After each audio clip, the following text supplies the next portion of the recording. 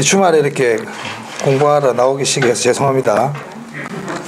네, 주말에 좀 쉬셔야 되는데. 네. 저는 금융론 제가 그때 안 했거든요. 금융론 한번 보겠습니다.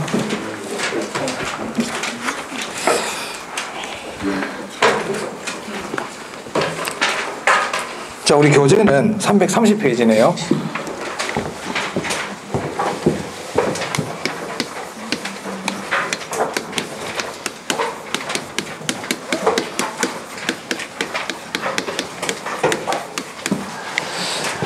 네, 우리 금융론 파트는 우리가 시험 칠 때까지 매우 자주 봐야 되는 부분 중에 하나거든요. 우리 뭐 투자론, 정책론, 뭐 시장론이나 수요 공급 이런 거는 시험 칠 때까지 우리가 뭐 1, 2, 3, 4, 5, 6 그 과정에 한 번도 빠짐없이 계속 봐야 돼요. 그래서 오늘 우리 이제 처음 공부하니까 이 금융론에서 일단 제일 중요한 부분 있죠. 그것도 빨리 정리하고 넘어가도록 하겠습니다.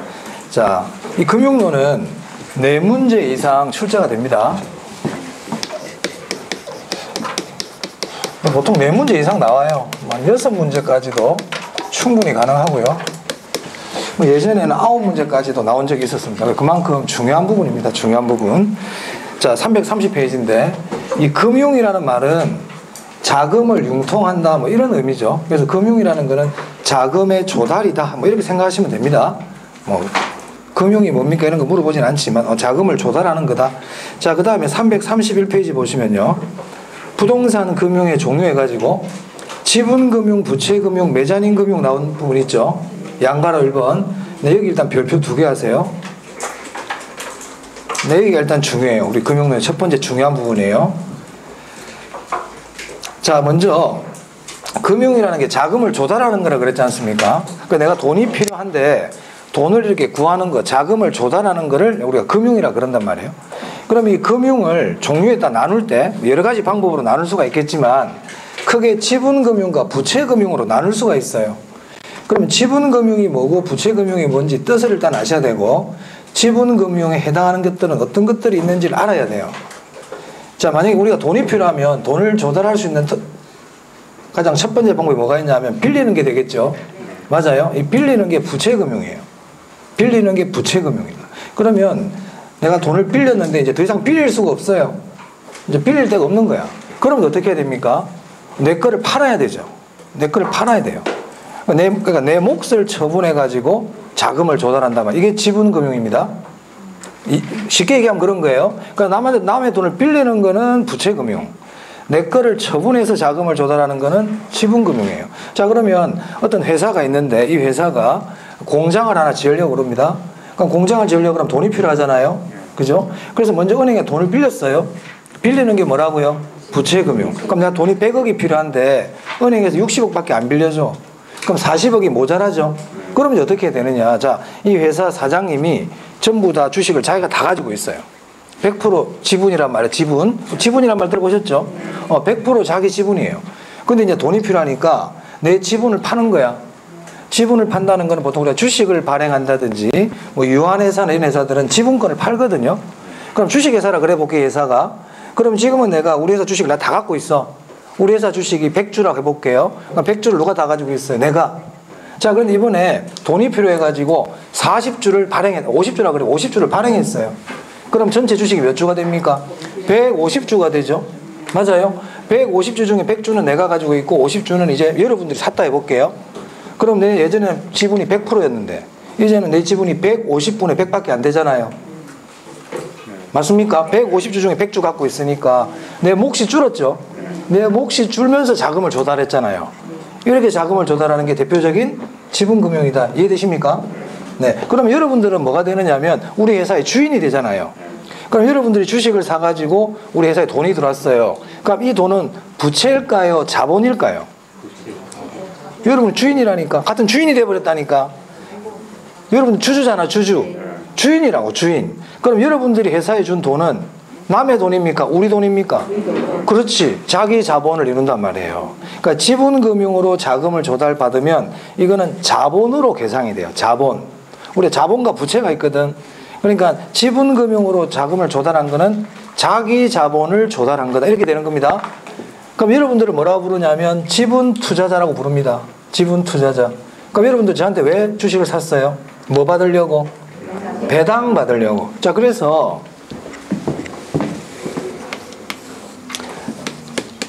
제가 여러분 이해를 돕기 위해서 이제 설명을 드린 거고요. 이 지분금융은 자기 자본을 조달하는 거예요.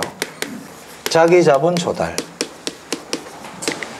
이때 이 주식을 구입해 준 사람들을 지분 투자자라고 불러요. 지분 투자자. 이 사람들은 배당이 목적이에요. 배당이 목적이다. 그리고 조금 전에 제가 주식을 발행했잖아요. 그러니까 지분금융으로 자금을 조달하기 위해서 발행하는 정권들이 있거든요. 이런 정권들을 지분정권이라고 그래요. 그러니까 지분금융 나오면 이런 말들이 나와야 된다 이 말입니다. 이런 말들이. 자, 그럼 부채금융이 있어요. 자, 부채금융은 돈을 빌리는 거라 그랬잖아요. 돈을 빌리는 거라 그랬죠. 그러면 이제 이 부채금융으로 내가 자금을 조달했어요. 그럼 이거는 자기 자본일까요? 타인 자본일까요? 타인자 빌렸다고 그랬잖아요. 그죠? 그래서 부채금융은 타인 자본을 조달하는 거예요.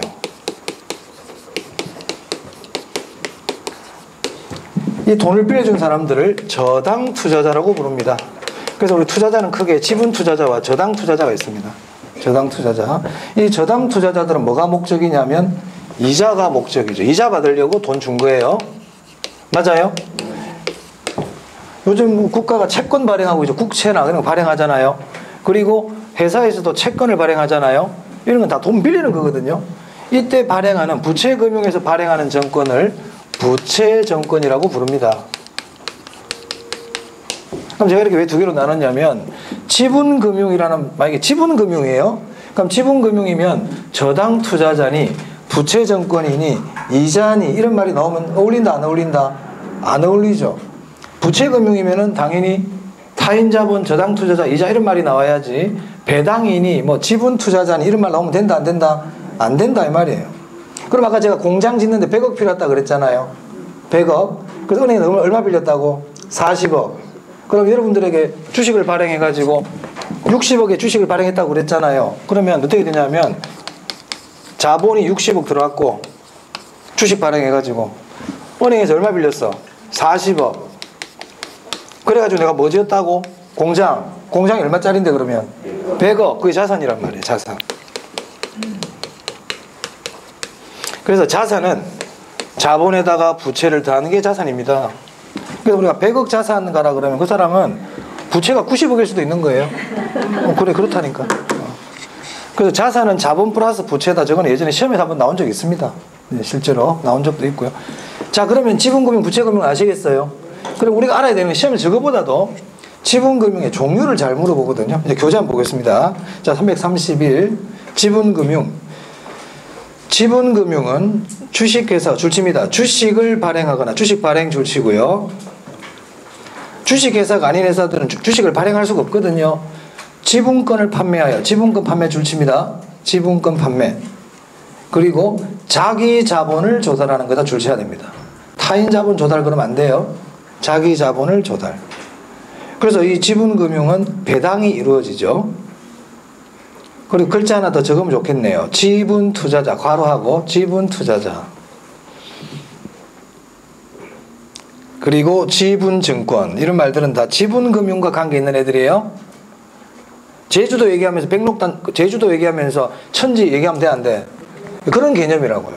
지분금융 얘기가 쭉 나오고 있는데 저기 나와 있는 부채금융에 있는 얘기 나오면 안 된다 이 말입니다.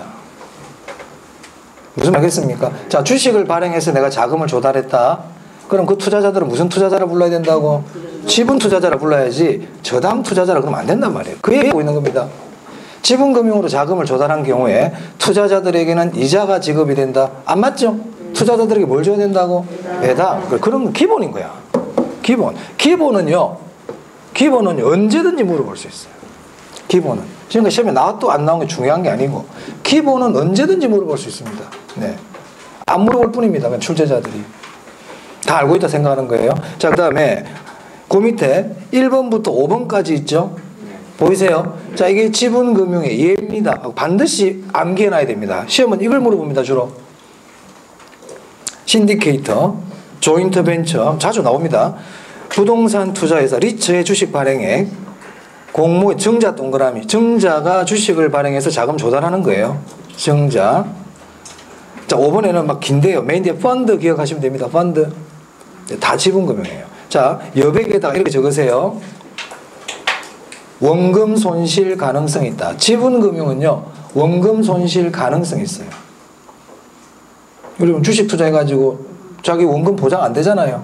그죠? 네, 그런 얘기입니다. 자, 그 다음에 부채금융입니다. 자, 부채금융은 저당을 설정하거나, 저당 동그라미. 저당이라는 말 자체가 돈 빌린다는 얘기예요. 저당은 돈을 빌리는 거예요. 앞으로 저당 이런 글자 나오면 그냥 부채금융입니다. 저당. 그리고 사채를 발행, 사채 발행 줄치고요. 채자가 부채할 때 그 채자죠. 사채, 채권 발행. 타인 자본을 조달하는 걸 말한다. 타인 자본 조달 줄치고요.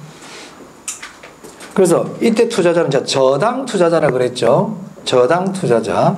이 저당 투자자들은 뭐가 목적이다? 이자가 목적입니다. 이자가. 그리고 이때 발행하는 사채와 같은 이런 정권을 부채정권이라고 부릅니다. 부채정권. 자, 그럼 이제 1번부터 5번까지 보입니까? 네, 마찬가지입니다. 이거 외우셔야 됩니다. 이거 체크 딱 해놓고. 근데 그렇게 어렵지 않아요. 자, 보면요. 저당금융이라고 되어 있잖아요. 그럼 어떤 글자가 있어? 저당. 돈 빌렸다는 얘기예요. 자, 신탁금융 별표하세요. 이거는 여러분 헷갈려요. 신탁금융은 돈 빌리는 거예요. 신탁금융 옆에다가 괄호하고 담보신탁 이렇게 적으세요. 담보신탁. 담보라는 말이 들어가도 돈 빌린다는 얘기입니다. 담보라는 말이 들어가도 돈 빌린다는 얘기예요. 신탁금융을 담보신탁이라고도 그래요. 그 다음에 사채, 주택상환사채. 사채라는 말 들어가면 다 돈 빌린다는 얘기입니다. 부채금융입니다. 사채 또는 채권 이렇게 되게 해요. 자, 그 다음에 MBS, ABS 동그라미 하고요. 네, 부채금융이에요. 그럼 MBS, ABS도 정권이거든요. 이걸 우리가 부채정권이라 그럽니다. 부채정권. 네. 자, 그 다음에 그럼 이제 메자닌 금융이 있네요. 이 메자닌 금융은 여백에다가 적으세요. 지분금융과 부채금융의 성격을 모두 갖고 있다. 지분금융과 부채금융의 성격을 모두 갖고 있다. 이 메자닌이라는 게 우리 중간에 이런 의미예요. 우리 이태리어로. 다 적으셨나요? 네. 자, 그래서 우리 교재 보면 채권과 주식의 중간 형태 이런 거 보입니까? 이게 채권이라는 게 부채금융이고 주식이 지분금융이잖아요. 그 중간 형태라는 거는 둘의 성격을 다 가지고 있다. 이런 얘기죠. 맞아요? 자, 그럼 얘 보셔야 돼요. 동그라미 1번, 2번 체크합니다. 신주인수권부 사채, 전환사채 이런 것들은 메자닌 금융이에요. 하나 더 적습니다. 배당우선주, 배당우선주. 제가 이게 메자닌 금융이 뭔지 하고 자세한 설명은 11월, 12월 강의할 때 했어요. 굳이 몰라도 돼요. 몰라도 되고요. 그냥 메자닌 금융 그러면 전환사채, 신주인수권부 사채, 배당우선주, 지분금융과 부채금융의 성격을 모두 갖고 있다. 이렇게 알아두시면 되겠습니다. 됐나요? 네. 왜냐면 11월, 12월 때 얘기했는데 지금 기억 아무도 못하잖아 지금. 기억 못하잖아. 그게 기억이 중요한 게 아니고 종류를 아는 게 중요하다고요. 의미하고. 네. 제가 전에 전환사채가 뭐고 신주인수권부 사채가 뭔지 설명드렸거든요. 기억이 안 남아있죠. 안 남아있습니다. 그게 안 중요합니다. 우리가 회계학을 공부한 사람들이 아니니까. 자, 그 다음에 넘깁니다 이제. 나머지는 다음 해도 되고요. 쭉 넘길게요. 자, 이제 어디를 보시냐면 337페이지에 보면요. 이자율이라는 게 있죠. 보이세요? 네, 지금 이제 제가 첫 번째 했던 게 지분금융과 부채금융에 대해서 했고, 이제 두 번째 제가 할 내용이 이자율이에요. 이자율. 이자율은 크게 고정이자율. 고정이자율을 제가 앞으로 고정금리 이렇게 하겠습니다.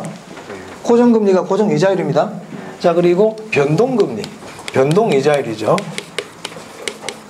크게 두 가지로 나눌 수 있어요. 이자율은. 그럼 먼저 고정금리에 대해서 보겠습니다.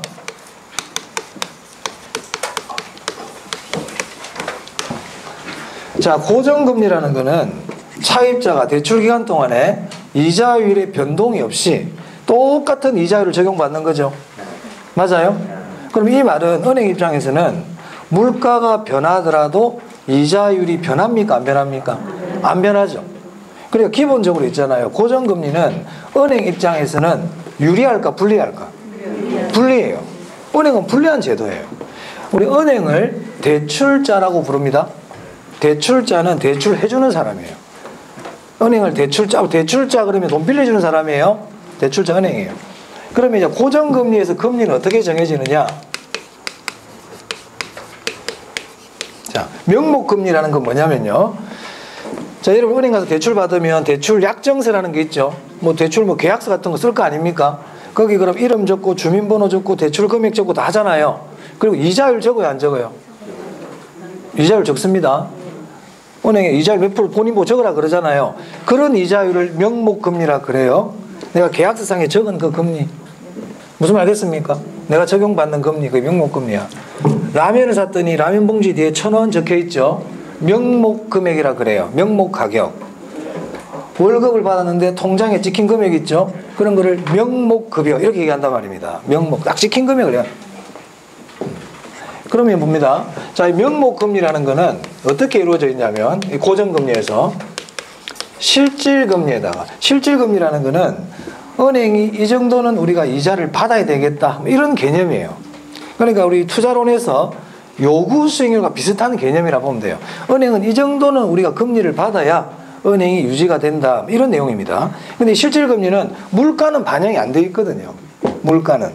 근데 고정금리는 한번 이자율을 정하면 더 이상 못 올리죠. 물가가 올라도 못 올리잖아요. 그래서 고정금리는 금리를 정할 때 예상 인플레이율을 미리 더해가지고 이자율을 정합니다. 그래서 고정금리의 명목금리는 실질금리의 예상 인플레이율을 더해서 구합니다. 자, 그럼 보세요. 대출 시점에 지금 대출을 해주려고 그래요. 대출 시점에 자, 우리 은행은 한 4%는 이자를 받아야 되는 거야. 4%는 받아야 돼. 그런데 앞으로 물가가 한 2% 정도 오를 거로 예상이 돼. 이거 예상 인플레입니다. 예상 인플레이율. 물가가 앞으로 2% 오를 거로 예상이 돼. 그래서 이자를 얼마로 정했다? 6%로 이자를 정했다. 이 얘기예요. 그래서 이제 차입자들에게 대출이 얼마 이자로 나갑니까? 6% 이자로 대출이 나가는 겁니다. 이제 여기까지 이해되세요? 자, 그런데 이제 시간이 흘렀단 말이에요. 시간이 흘렀어요. 시간이 경과해가지고 현재 시점이 됐어. 이제 현재 시점. 그럼 현재 시점에도 여전히 이자는 몇 프로 받고 있습니까? 근데 고정금리니까 당연히 6% 받아야 되겠죠. 맞아요? 자, 그런데 물가가 2% 오를 거라고 예상을 했는데 4% 오른 거예요. 4%. 이 4%는 이제 실제 인플레이율이에요.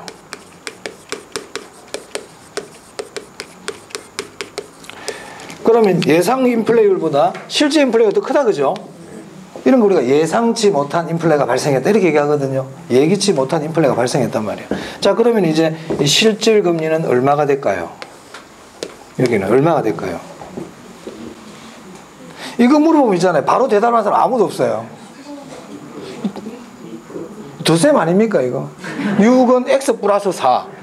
x는 얼마? 그게 왜 대답을 아니 근데 이거는 전국 끄들이랑 똑같아. 바로 대답하신 분이 없어요. 이렇게 하는 사람이 없어요. 그 내가 그걸 몰라서 그런 게 아니고 제가 좀 너무 조심한다는 얘기지. 틀려도 돼.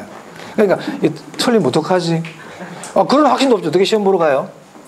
시험장 가서 문제 풀 때 이거 틀리면 어떡하려고 그래? 남들이 안 보니까 그거는 남 의식하지 말라니까. 내가 가는 길에 왜 남을 자꾸 의식합니까? 내 가는 길에 남을 너무 의식할 필요 없어요. 그냥 내만 되면 좀 되지. 실수도 할 수 있지. 우리나라 사람들 너무 다른 사람 의식을 많이 해. 자, 2죠. 네. 예전에 우리나라 오바마 대통령이 한번 우리나라 온 적이 있잖아요. G20 한다고. 예전에. 그래가지고 오바마 대통령이 기자회견을 하는데 외국 기자들, 우리나라 기자들 다 모여 있었어요. 그래 오바마 대통령이 한국이 개최국이니까 한국 기자한테 특별히 질문할 수 있는 권리를 줘요. 한국 기자한테만 질문 받겠다. 제일 묻고 싶은 거 하나 물어봐라. 이렇게 얘기를 했거든요. 한국말로 물어봐도 됩니다. 통역 다 해줍니다. 아무도 질문 안 했습니다. 아무도 질문, 손 드는 사람 아무도 없었어요. 똑같아, 현상이. 아무도 손 안 드는 거야. 그래가지고 시건방진 중국애가 중국 기자 손을 딱 든 거예요. 제가 대신 질문이 되겠냐고. 이 말같지도 않은, 예? 그 다 죽어야 돼, 기자들 거기서. 그 학교 다닐 공부 다 잘했던 애들인데. 예? 그러니까 중국 기자가 내가 질문해도 되겠냐 물어봐요. 아시아 기자로서 나 대표해가지고 묻고 싶다고. 그럼 오바마가 안 된다. 한국 기자들에게 허락을 받아야 된다. 근데 한국 기자들이 됩니다 안 됩니다 얘기도 안 합니다. 가만히 닫고 있어요. 네, 참 시사하는 바가 큽니다. 자, 2%죠. 2%. 여러분들 앞으로 그러지 마세요.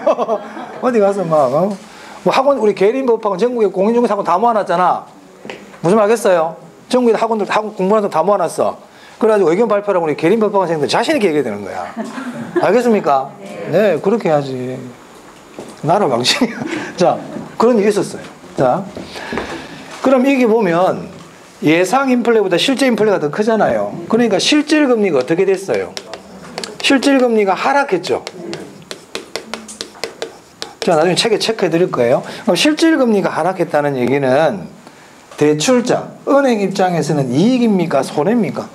손해죠. 내가 이자를 받는 사람 입장에서는 금리가 떨어졌으니까 손해잖아요. 그러니까 대출자가 손해예요. 자, 대출자가 손해면 차입자는 항상 이익이다 이렇게 봐야 됩니다. 무슨 말 하겠어요? 첫 번째 우리 고정금리에서 알아야 되는 첫 번째 중요한 부분이에요. 자, 우리 교재가 어디에 나오냐면 338페이지에 보시면 고정이자율 제도 나와 있죠. 자, 그 구성에 동그라미 니은입니다. 줄칩니다. 여기 예상치 못한 인플레 발생 시. 이 예상치 못한 인플레 발생 시라는 말은 실제 인플레가 예상 인플레보다 더 크다 이 뜻이죠. 그 얘기 아니에요. 예상치 못한 인플레가 발생했다는 거는 실제 인플레가 더 많이 일어났다는 얘기 아닙니까? 그 옆에다가 그럼 적어. 그럼 이렇게 실제 인플레가 예상 인플레보다 크다 이렇게 적으세요. 이렇게도 물어볼 수 있고 이렇게도 물어볼 수 있거든. 실제 인플레가 예상 인플레보다 클 때 이렇게도 얘기할 수 있어요. 그 말이나 예상치 못한 인플레가 발생했다는 말이나 똑같은 말입니다. 똑같은 말이에요. 자, 그러면 어떻게 되느냐 그 뒤에 봅니다. 실질 이자율 하락 보입니까? 네, 줄 쳐야 돼요. 실질 금리가 하락해요. 실질 금리가 하락하면 대출자는 뭐고요? 손해, 차입자는 이익. 우리 금융론에서는 대출자와 차입자를 거꾸로 잘 냅니다. 거꾸로 잘 낸다. 그래서 그런 것들을 조심해서 봐야 되고. 됐나요? 자, 첫 번째 중요한 내용 말씀드렸고요. 요거. 자, 두 번째인데요. 두 번째가 훨씬 중요해. 첫 번째보다. 그게 뭐냐면 339페이지에 나와 있는 디귿의 내용이에요. 디귿의 내용. 자, 이게 무슨 내용이냐면 자, 약정금리가 있어요. 약정금리라는 게 뭐냐면 이걸 얘기하는 겁니다. 지금 고정금리에서 은행하고 차입자하고 약속한 이자율, 그걸 약정금리라 그런단 말이에요. 그리고 시장금리가 있어요. 시장이자율. 시장금리, 시장이자율. 약정금리는 한번 정하면 바뀐다 안 바뀐다? 지금 고정금리 하고 있으니까 안 바뀌죠. 시장금리는 바뀔까요 안 바뀔까요? 바뀌어요. 왜요? 시장금리는 인플레가 반영이 되거든요. 시장금리는 인플레가 반영이 되죠. 하지만 약정금리는 한번 딱 정하면 그때부터 인플레가 반영이 안 된단 말이야. 차이점 아시겠습니까? 자, 그러면 약정금리가 더 큰 경우에 또는 반대로 시장금리가 더 큰 경우에 이 두 가지 경우를 가지고 시험에서 물어보거든요. 그럼 약정금리가 시장금리보다 클 때 차입자는 어떻게 해야 되느냐? 대출자는 어떻게 해야 되느냐? 이걸 물어봐 시험에서. 물어본단 말이에요. 자, 그럼 이렇게 생각하세요. 자, 지금 이 약정금리가 지금 6%였잖아요. 근데 시장금리는 지금 4%다 이 말이거든. 그러면 차입자는 비싸게 빌리고 있습니까? 싸게 빌리고 있습니까? 비싸게 빌리고 있지. 이걸 빨리 판단해야 돼. 아, 비싸게 빌리고 있구나. 비싸게 빌리고 있다. 그러면 이제 답을 좀 찾을 수가 있거든요. 그럼 차입자는 대출을 유지해야 됩니까? 빨리 갚아야 됩니까? 빨리 갚아야지. 조기 상환해야 돼. 조기 상환해야 돼. 그럼 대출자는 못 갚게 해야 되겠죠? 못 갚게 해야 될 거 아니에요. 그래서 조기 상환 수수료를 부과해요. 조기 상환 수수료라는 걸 만들어 놓죠. 이런 걸 대비해 가지고. 자, 그럼 요 경우 보세요. 요 경우는 비싸게 빌리고 있습니까? 싸게 빌리고 있습니까? 싸게 빌리고 있잖아요. 차입자가 싸게 빌리고 있죠. 그러면 차입자는 빨리 갚아야 된다. 대출을 유지해야 된다. 대출을 유지해야지. 그럼 은행은 유지 못하도록 해야 되겠죠. 빨리 갚도록 해야 될 거 아니에요. 조기 상환을 유도해야 될 거 아닙니까? 그래서 조기 상환을 유도합니다. 보통 잔고 할인 같은 걸 해준단 말이에요. 지금 갚으면 원금 좀 빼드릴게요 이렇게 얘기한단 말이에요. 우리 시험은요 특히 얘를 잘 물어봐요. 조기 상환한다 이렇게 잘 내요. 자, 그럼 시험에서 출제자가 문제를 내는 방식이 있거든요. 방식 무슨 말이냐면 약정금리가 시장금리보다 더 크다 이렇게 얘기할 수도 있고요. 약정금리가 시장금리 작다 이렇게 표현할 수도 있고 다르게 표현하는 방법도 있다고. 자, 요 경우는요 시장금리가 작죠. 이걸 이렇게 표현해. 이 말을 금리 하락시 이렇게 얘기한단 말이에요. 금리 하락시 이렇게 표현합니다. 그럼 이 금리는 뭘까요? 이 시장금리를 얘기해요. 시장금리. 그럼 이걸 뭐라고 표현할까요? 금리 상승시라고 얘기하겠죠. 맞아요? 그럼 시험에 어떻게 내냐면 금리 상승시 차입자는 조기 상환이 유리하다 이렇게 낸단 말입니다. O입니까 X입니까? X다. 조기 상환은 금리가 하락할 때 조기 상환하는 게 유리합니다. 그래서 여기서 하나 제가 물론 이걸 다 알아야 되겠지만 안 되면 꼭 하나 이 정도 기억해 두세요. 금리 하락시 차입자는 뭐가 유리하다? 조기 상환이 유리하다.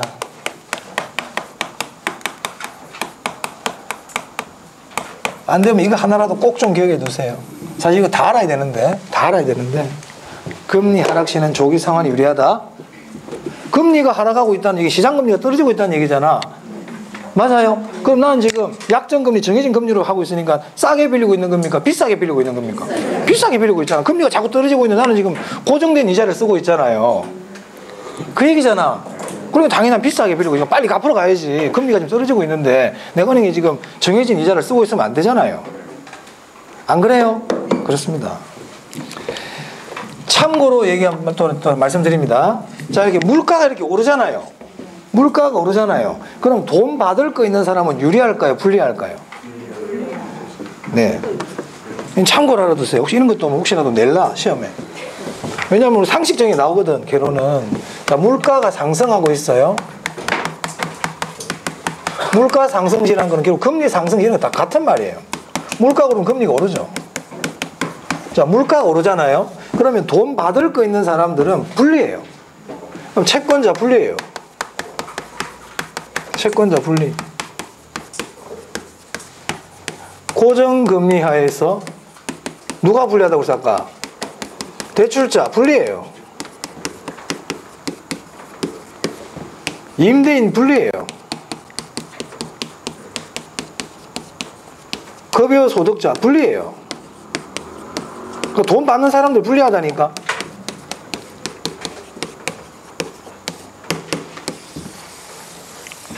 그럼 돈 줄 거 있는 사람은요 유리해요. 돈 줄 거 있는 사람 유리해요. 자, 내가 만약에 돈을 3천만 원을 빌렸어요. 나 채무자죠. 그러니까 5년 뒤에 갚아주기로 했거든. 근데 물가가 엄청 올라버렸어. 근데 3천만 원 준단 말이야 5년 뒤에. 그러니까 5년 뒤에 3천만 원은 지금의 3천만 원 완전 다르잖아. 맞습니까? 뭐 채권자 불리하지. 5년 뒤에 물가 이마 올라 있는데. 이해되신 분들은 참고로 보시면 됩니다. 그래서 물가가 오르면 돈 줄 거 있는 사람들은 불리합니다. 돈 받을 거 있는 사람, 받을 거 불리합니다. 그러니까 좀 돈 받는 사람이잖아요. 채권자, 그리고 대출자, 임대인, 소득자 다 돈 받는 사람들이죠. 그럼 반대로 임차인 아까 반대로 돈 줄 거 있는 사람은 어떻게 된다? 유리해지죠. 임차인, 차입자, 그리고 뭐 월급 주는 사람 이런 사람들은 유리해지는 겁니다. 자, 그래서 물가가 오르면 실질이 다 떨어진단 말이에요. 그래서 불리한 거예요. 그러니까 어떻게 합니까? 변동금리에서 앞으로 좀 배우겠지만 이자율을 올리게 되고 물가 올라가면 급여생활자들은 월급 올려달라 그러고 임대인들은 우리 앞에서 배웠지만 임대료 인상 계약 같은 걸 하게 되고 이렇게 해가지고 자기의 불리한 거를 없애려고 하잖아요. 네. 자, 이제 고정금리 받고요. 이제 변동금리 보겠습니다. 고정금리 받고 이제 변동금리.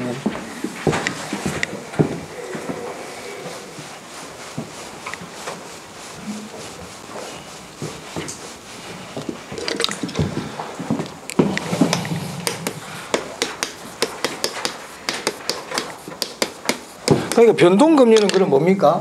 물가가 오르면, 즉 물가가 변하면 인플레가 발생하면 이자율도 올리겠다 이 얘기잖아요. 맞아요? 그럼 이 변동금리는 대출자가 유리합니까? 차입자가 유리합니까? 그렇죠. 저는 대출자가 유리한 제도고 차입자가 불리한 거예요. 고정금리는 대출자가 불리하다 그랬죠. 좀 반대예요, 반대. 그래서 이 변동금리를 이렇게 표현합니다.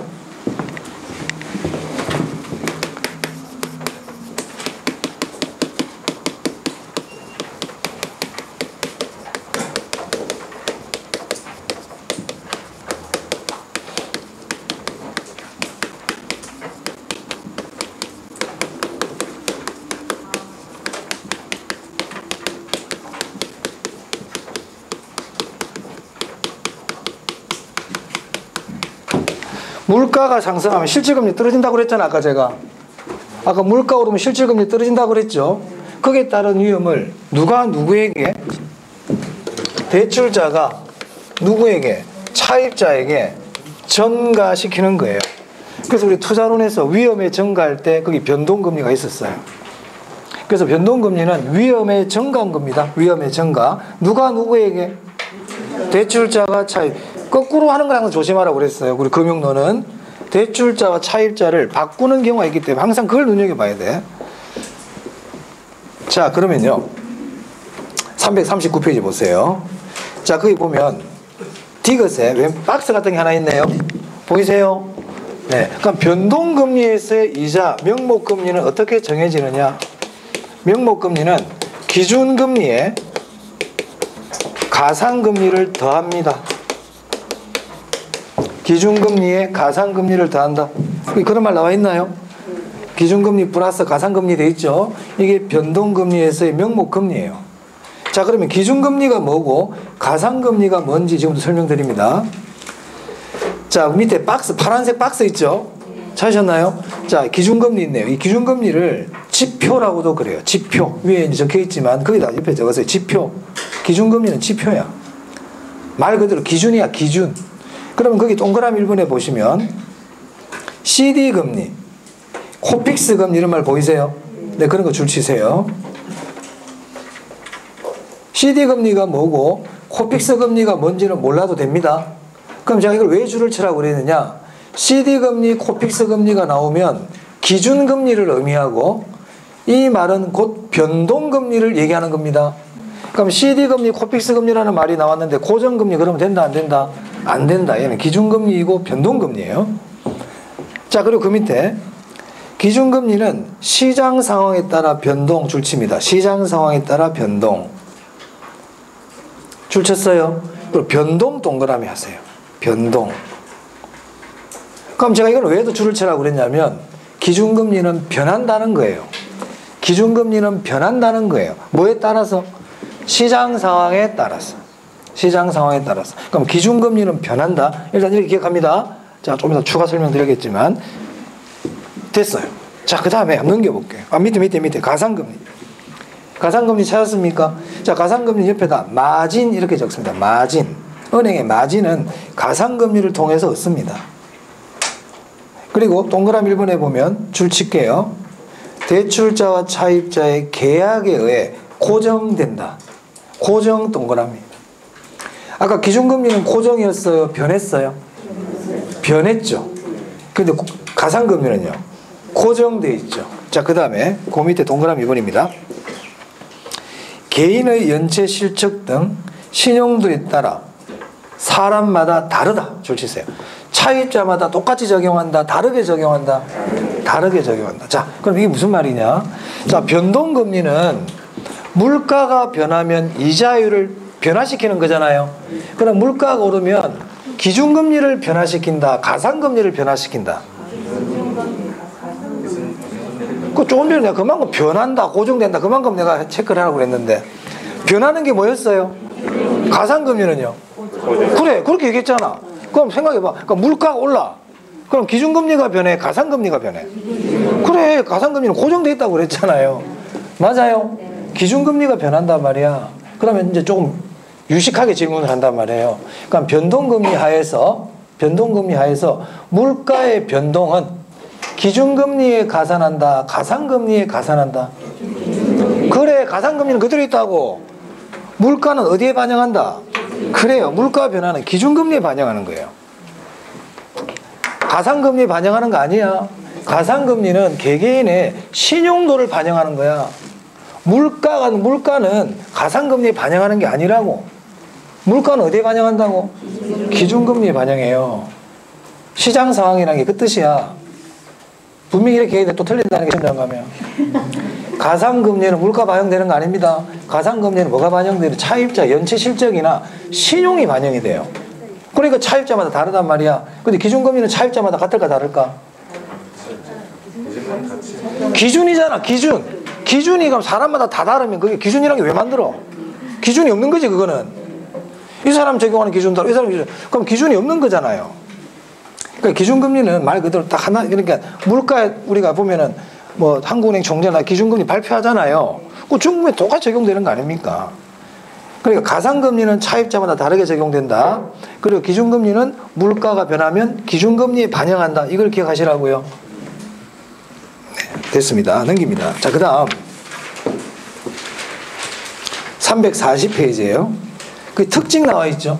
자, 기준금리에서는 이 특징을 더 많이 물어봐요. 특징 별표예요. 그럼 기준금리, 가상금리에서 뭐 조심하면 된다? 기준금리의 물가를 반영한다. 가상금리는 차입자, 연체실적이나 신용도에 따라 다르다. 이거 기억하면 되겠네. 자, 그 다음에 변동이자율 특징인데요. 기억해요. 변동이자율 제도는 누가 선호한다? 대출자가 선호하지. 대출자가. 왜? 위험을 증가시키거든.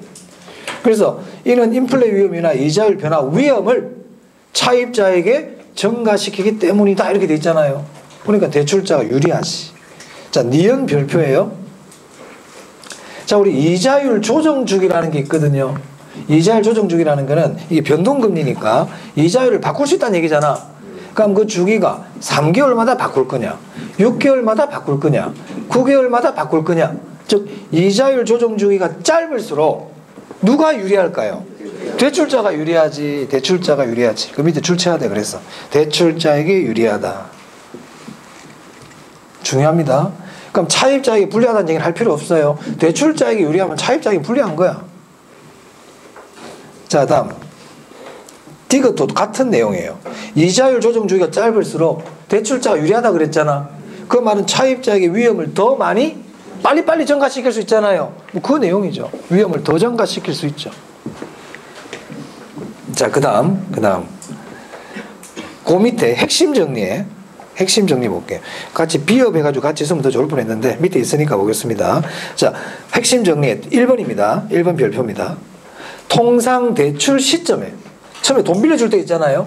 그때는 고정금리가 높겠어요? 변동금리가 높겠어요?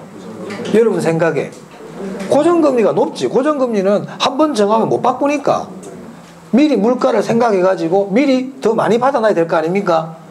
맞아요? 그렇죠.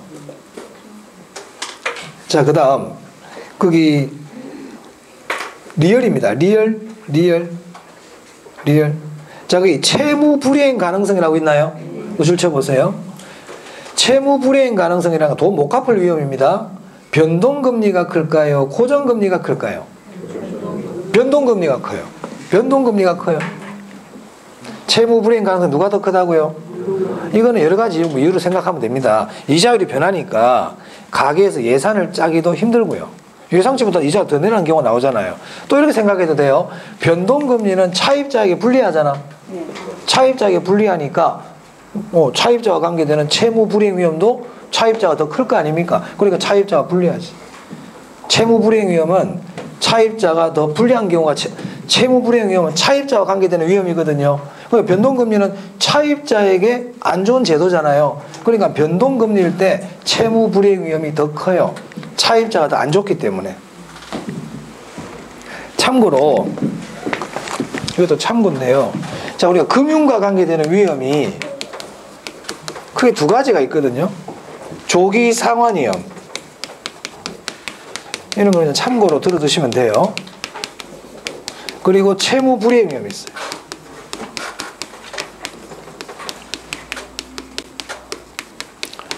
이 조기 상환위험은 대출자 입장에서의 위험이야. 대출자와 관계돼. 돈 빨리 갚으니까 안 좋아요. 채무 불이행 위험은 누구 입장이다? 이거는 차입자예요. 차입자 위험이야. 그러면 아까 변동금리는 차입자한테 불리하다 그랬잖아요. 변동금리는 차입자에게 불리한 제도죠. 그러니까 채무 불이행 위험을 차입자가 더 많이 부담한단 말입니다. 그래서 변동금리가 채무 불이행 위험이 더 큽니다. 돈 못 갚을 위험은 어떤 게 더 크다? 변동금리가 더 커요. 변동금리가 더 커요. 그래서 특히 이 변동금리의 특징에서 3개 기억해놔야 되거든. 첫째, 이자율 조정 주기가 짧을수록 대출자가 유리하다. 두 번째, 대출 초반에는 고정금리가 더 높다. 채무 불이행 위험은 변동금리가 더 크다. 이 3개는 꼭 기억해놔야 됩니다. 기본입니다. 기본. 자, 그 다음에 자, 미음 봐보세요. 미음에 보시면 금리 상한 변동금리라고 돼 있죠. 그 줄 하나 쳐볼게요. 자, 변동금리는 변동금리인데 앞에 무슨 글자가 있어요? 금리 상한. 자, 변동금리라는 거는 물가가 오르면 이자율이 계속 올라가는 거잖아요. 그럼 이게 계속 올라가면 차입자가 얼마나 이게 부담이 크겠어요. 그래서 상한을 정해놨다는 거지. 그게 금리 상한 변동금리입니다. 그러면 무한정 계속 올라갈 수 없다는 얘기잖아요. 그럼 이건 대출자를 보호하기 위한 겁니까? 차입자를 보호하기 위한 겁니까? 그래서 그 밑에 보면 차입자의 위험 부담을 줄여준다. 차입자 동그라미. 대출자로 내면 틀렸다는 걸 찾아낼 수 있어야 됩니다. 금리 상한 변동금리는 차입자를 보호하기 위한 거예요. 그래서 시험에 만약에 변동금리는 누구를 위한 거야? 사실은 대출자 자기들을 위한 거잖아요. 대출자가 유리하다 그랬잖아. 근데 금리 상한 변동금리는 차입자를 보호하기 위한 제도다 이 말입니다. 아시겠어요? 네네. 나오면 구별할 수 있어야 됩니다. 자, 그 다음에 핵심 정리에 2번 보세요. 별표 2개. 아까 제가 적어드린 거야. 고정이자율 제도에서 시장 이자율이 하락하는 경우, 이 시장 이자율이 하락한다는 것을 금리 하락시 이렇게 얘기한단 말이야. 금리 하락시는 뭐가 유리하다? 차입자는 조기 상환이 유리하다고. 자, 이거 적었잖아. 여기 이거 얘기하고 있잖아 지금. 금리 하락시 차입자입니다. 이거 차입자. 차입자는 뭐가 유리하다고요? 조기 상환이 유리해요. 금리 하락시는 조기 상환이 유리하다.